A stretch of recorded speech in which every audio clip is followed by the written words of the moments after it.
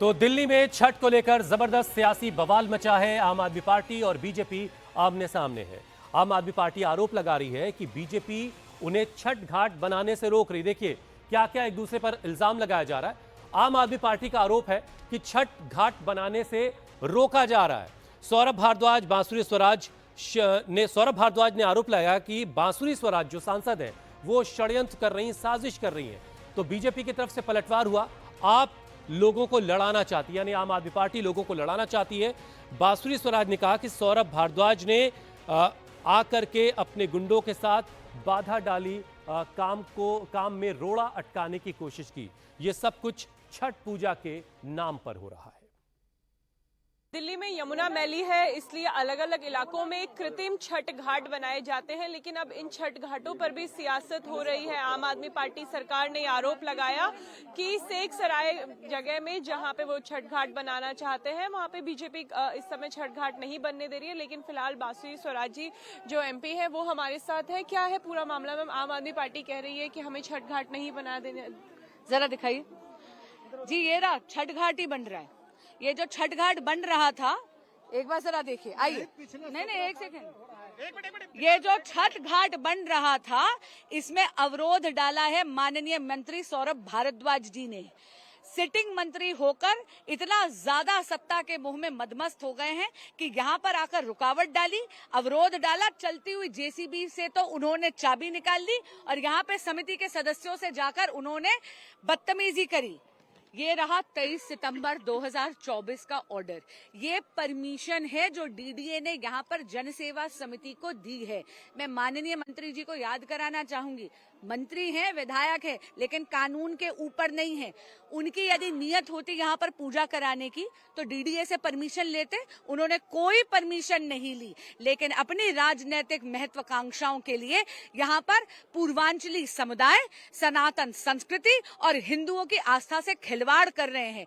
अपने राजनीतिक स्वार्थ के लिए सौरभ भारद्वाज जी पूर्वांचली विरोधी, हिंदू विरोधी और सनातन विरोधी बन गए हैं। कि आम आदमी पार्टी के पास परमिशन नहीं थी। ये परमिशन जिस समिति ने ली गई उनको छठ घाट बनाने दिया जा रहा है। बीजेपी और आम आदमी पार्टी समर्थित दो समितियां आमने सामने हैं।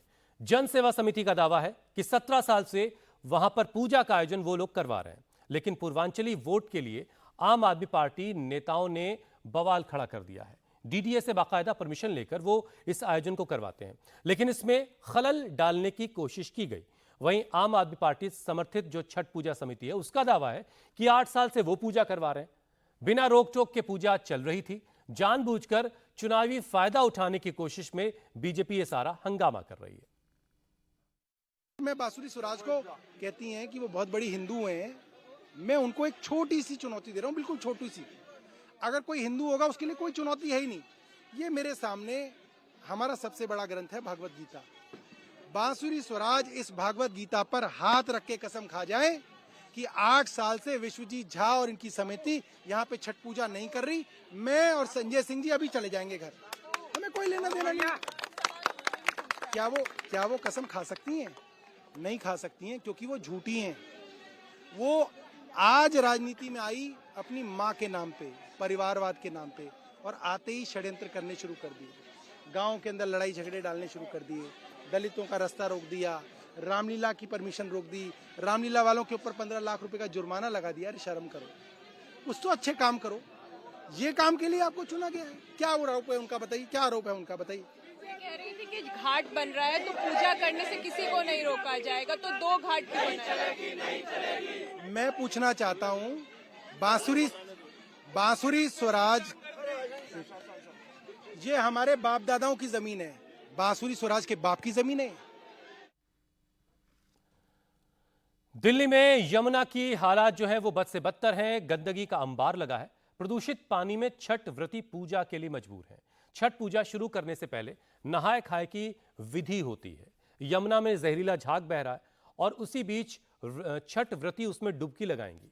ऐसे में सवाल यह है कि छठ घाट को बनाने के लिए आखिर ये कैसी जंग चल रही है। हर कोई छठ घाट बनाना चाहता है, लेकिन यमुना की सफाई पर अब तक चुप्पी क्यों है? यमुना नदी में 12 फीट तक ऊंचा झाग का पहाड़ सा नजर आता है, लेकिन किसी को कोई परवाह नहीं है। ये तस्वीरें आप देखिए। छठ पर्व से पहले शुद्धिकरण की प्रक्रिया की जाती है, यानी एक पवित्र नदी में डुबकी लगाई जाती है, स्नान किया जाता है। उसके बाद छठ की सामग्री की खरीदारी की जाती है, पूजा सामग्री खरीदी जाती है।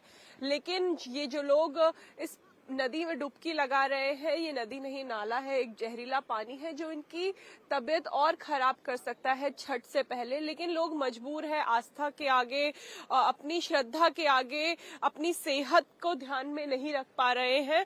हालांकि इस नदी में नहाना बैन है, क्योंकि ये पानी इतना जहरीला है कि अगर आप इसमें अपना हाथ डालते हैं तो आपको रैश हो सकते हैं। अगर आपने इसमें स्नान कर लिया तो कई बीमारियां आपको घेर लेंगी। कुछ महिलाएं यहाँ पे हैं जो यहाँ पे नहाने के लिए आई है। ये पानी बहुत गंदा है, आप इसमें डुबकी लगाएंगे, ये महिलाएं नहा रही हैं, लेकिन ये आपकी तबीयत को खराब कर सकता है। वो तो कर सकता है, पर इसके बगैर नहाए बगैर हमारा छठ पर्व भी नहीं हो सकता है ना। ये जरूरी है ना इसमें स्नान करना, चाहे तबीयत खराब है या कुछ भी हो, नहाना तो पड़ेगा ही। ये जरूरी है। हाँ, ये बिल्कुल जरूरी है। आपको अभी कुछ महसूस हो रहा है, बदबू वगैरह? हाँ, बदबू तो आता है, बदबू फिर आता भी है। आप इसमें नहाने गए? क्या करें, नहाएगा तो छठ पूजा कैसे करें? नहा ये हो रहा ना कि उधर नहीं जा पाए, टाइम नहीं मिला, उधर भी देखा भी नहीं था मुझे सबको, इसलिए यहाँ देखा तो आगे है ना, इसलिए यहाँ पहली बार आए हो आप? नहीं आया तो कितना बार आते रहते हैं। हाँ